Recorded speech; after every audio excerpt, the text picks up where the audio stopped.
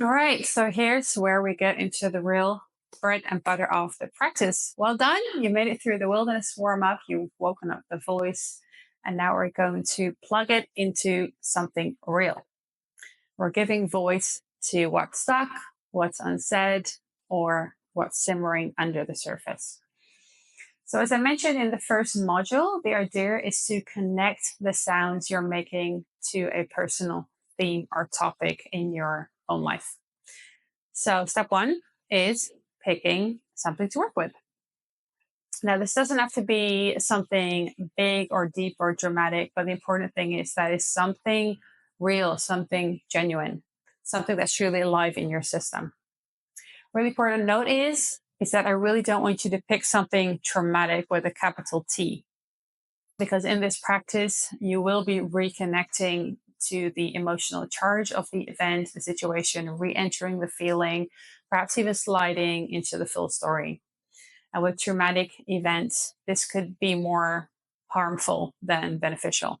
So please be mindful of that and take responsibility for the topic that you choose. If there's any doubt, just don't go there. Instead, choose something that still has a charge but is safe to feel. So, for example, perhaps you feel undervalued at your work.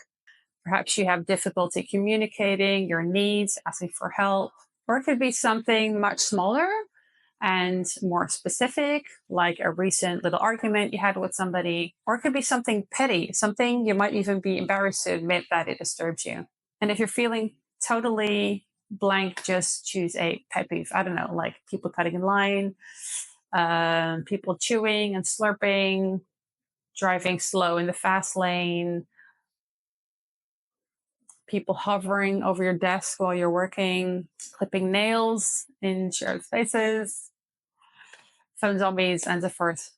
And so forth. I'm sure you'll have a few like everyone. In fact, sometimes picking a pet peeve actually can be surprisingly effective because oftentimes there is some larger theme at play in the background, which then gets triggered with these little, seemingly little annoyances.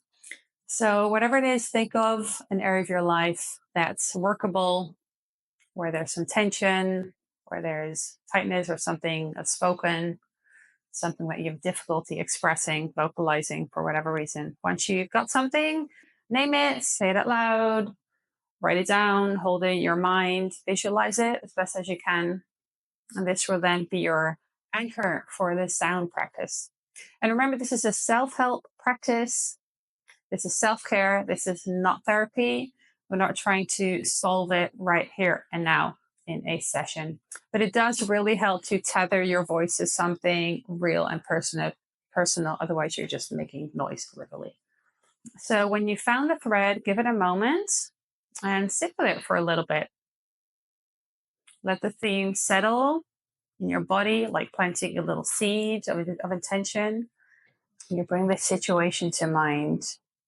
Maybe a little tightness somewhere, a little fluttering, a sinking feeling, temperature difference, whatever it is, that could be the entry point.